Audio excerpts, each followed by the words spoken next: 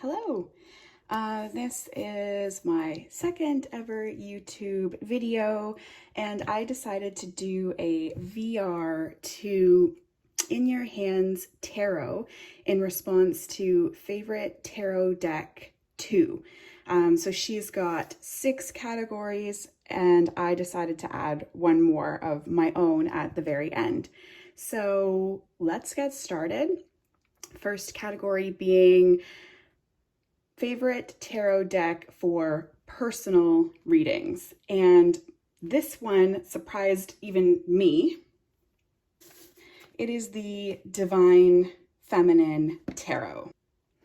So this deck, I do prefer Rider-Waite-Smith clones for my readings because I am just a year into my tarot journey, and it's just easier when there's that traditional Rider-Waite-Smith story being told in the images for myself.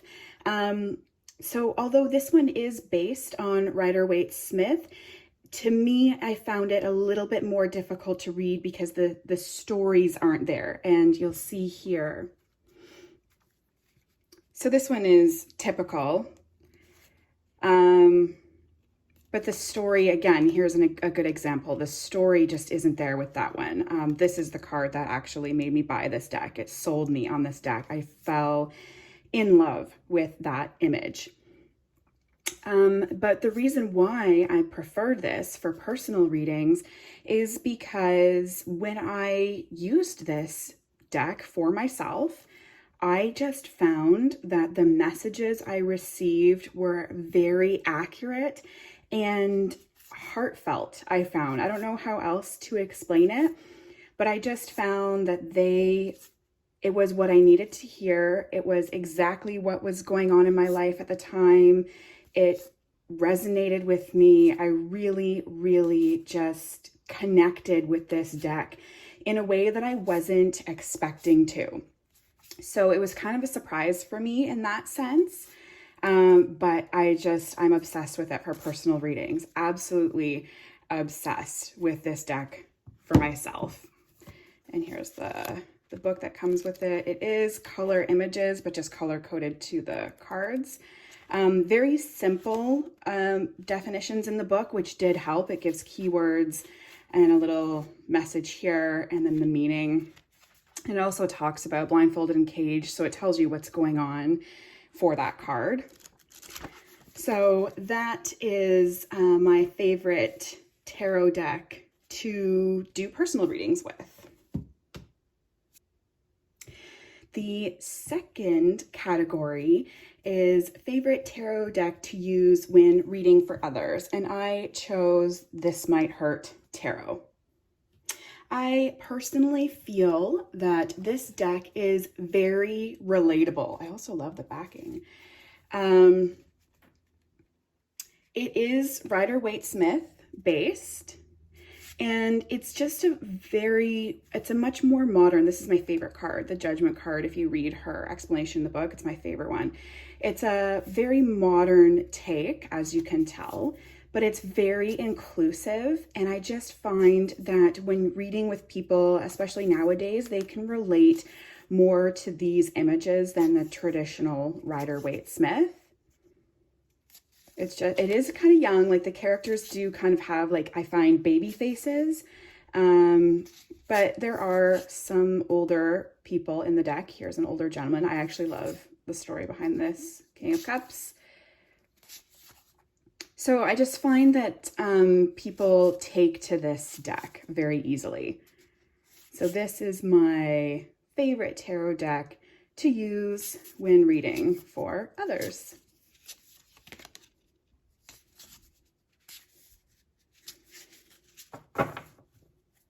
I also really love the book. The explanations in the book, I find I often go to this book when I get stumped on a card, especially a court card. I really love the book that goes along with this one. So for the next category, favorite tarot deck to learn with, this is going to be my classic plaid back Rider-Waite-Smith tarot deck. I actually had to purchase this for my tarot course. This was the prerequisite along with the book that is purchased separately. So I don't love this deck. I don't love the imagery. I don't love the art style. And even the colors, like the color of the yellow, I understand that there's meanings to it, especially when you read the book that comes along with it, but I just don't connect with this deck on that level. That being said, I will never get rid of this deck. This deck will always have a special place in my heart because I learned with it. And this used to be, up until recently, the deck that I carried with me, which we'll get to in a minute. But I know that we're only supposed to have one deck per category, but once I got home and I was done my course and I was still kind of learning at home on my own, I just found I wanted something different. So I also use the Robin Wood Tarot for learning. And the reason why I purchased this deck was just because the imagery is pretty much the same, but it's, again, a little more modern. This was made in the early 90s, I think.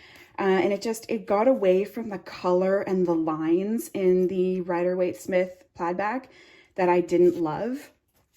And it just kind of was easier on my eyes, I guess, is a good way of putting it. So I purchased this deck. It is in order, I think. So was my other one, because I do use them for learning. But I purchased this one just to kind of give myself a break from the Rider-Waite-Smith.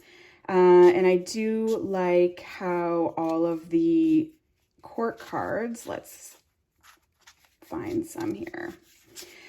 The court cards are all very symbolic of the element. So they're very earthy or orangey reddy, fiery for wands, cold kind of for the swords, like blues. There's your wand suit. And the cups are kind of like purples and blues. So I found that this was a really easy deck to switch to just for a little bit, to step away from the traditional Rider-Waite-Smith plaid back. So I do have two for that category. Next category is favorite tarot deck to shuffle, and that is my Llewellyn Mermaid Tarot. I heard someone else who did a VR, it might have even been In Your Hands Tarot, who said that the Llewellyn decks are great to shuffle, and that is accurate. So this deck, I love it. I'm not a huge mermaid person. I don't have mermaid anything, but I just found that I really connected with the images in this deck. There's some really strong images, and it's inclusive as well. This is one of the stronger images that I like really felt the feels when I was watching YouTube walkthroughs. Same with this one. Very interesting take on the death card. But I just love the images. I love the stories being told in this one. I love the feel of the cards. I love the book that goes along with it. It is a very hefty book. And of course, shuffling it is a dream, as is with all Llewellyn tarot decks. We're going to give this a go.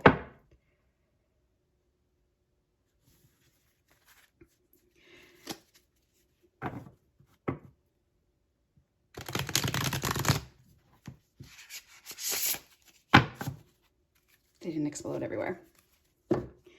And yeah, here's the book that accompanies it. Full color, great explanations. Great little tarot deck to have. Next category is favorite deck to look at, and that is my Oak Ash and Thorn Tarot. This deck is the absolute sweetest deck. There's the backs. I love me an animal deck. I love this Wheel of Fortune. I just feel that they are so sweet. How sweet is that? They're just absolutely adorable images. Who doesn't love an animal deck? So the cups are squirrels, the wands are fox, the pentacles are bunnies, and the swords are crows. I just love, love, love the artist's work here. Absolutely adorable and so, so, so sweet.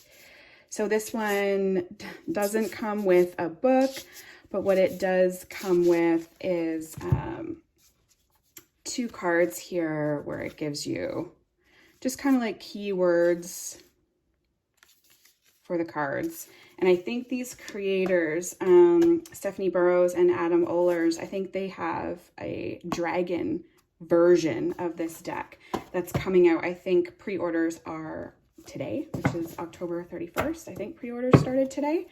So I'm not into dragons, but the artwork is very, very similar. It is super cute looking as well.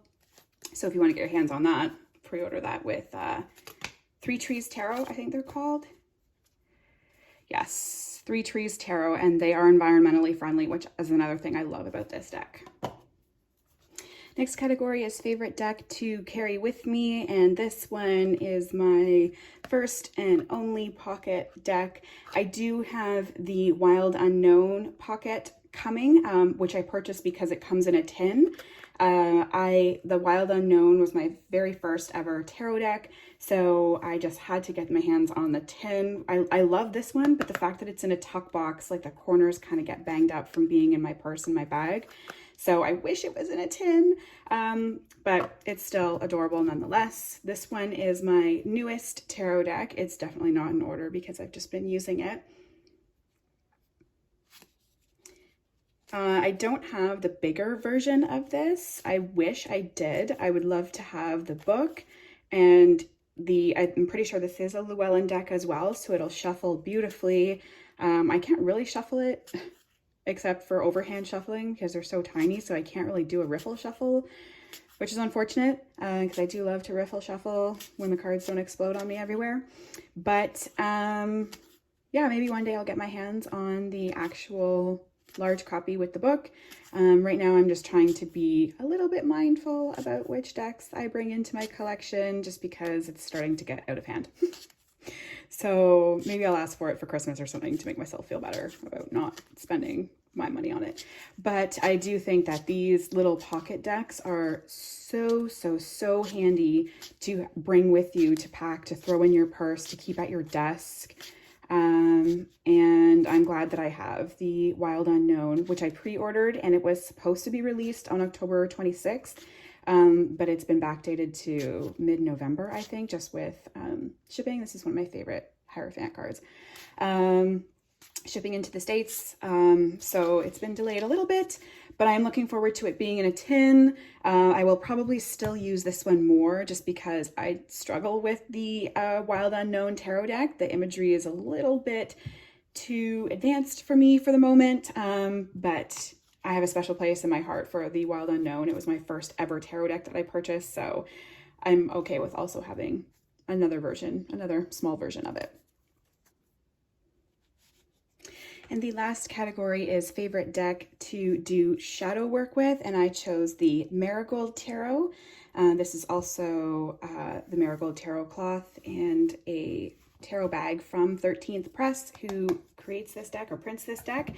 This deck is also by a local artist. I'm in Ontario, Canada. This artist is in an area that's relatively close to me, so that's one of the reasons why I wanted to support it, and also I love it. That being said, I don't necessarily do shadow work readings with this because it's skeleton based. It's just because the vibe works better for me. One of my favorite cards in this deck, because it's not like pinks and frillies and all cutesy things. It's a pip deck, so I struggle with it a little bit, but to me it just works as a shadow work deck. It's got the darker colors. It doesn't have the crazy elaborate stories happening in the pictures, so I think that works better for me personally with shadow work. I would like to get my hands on the Dark Wood Tarot.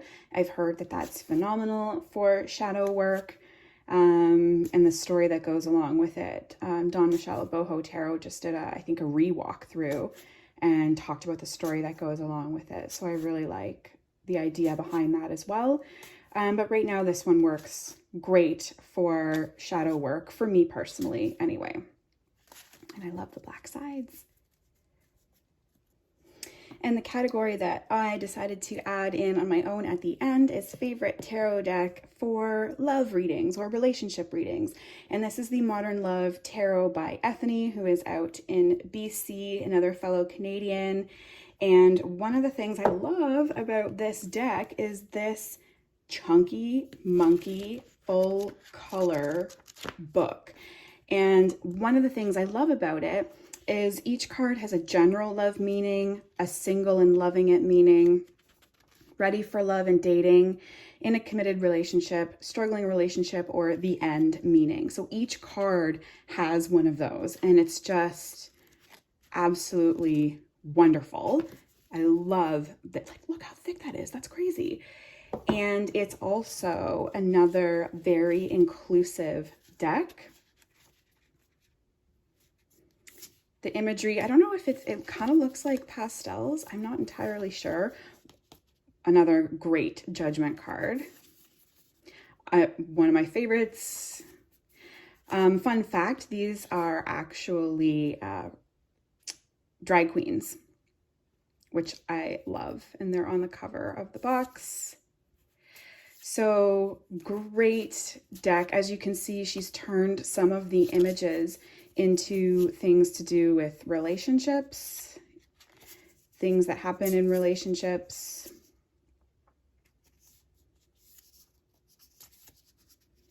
Let's find a good example here.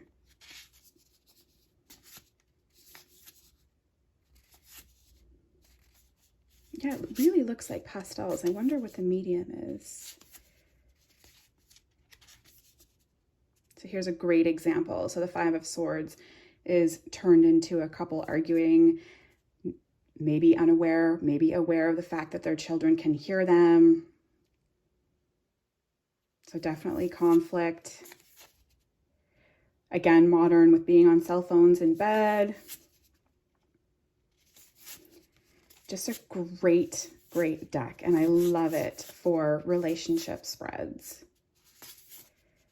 Even like when you combine it with the meanings in the book, like the different categories that they could apply to, absolutely fantastic.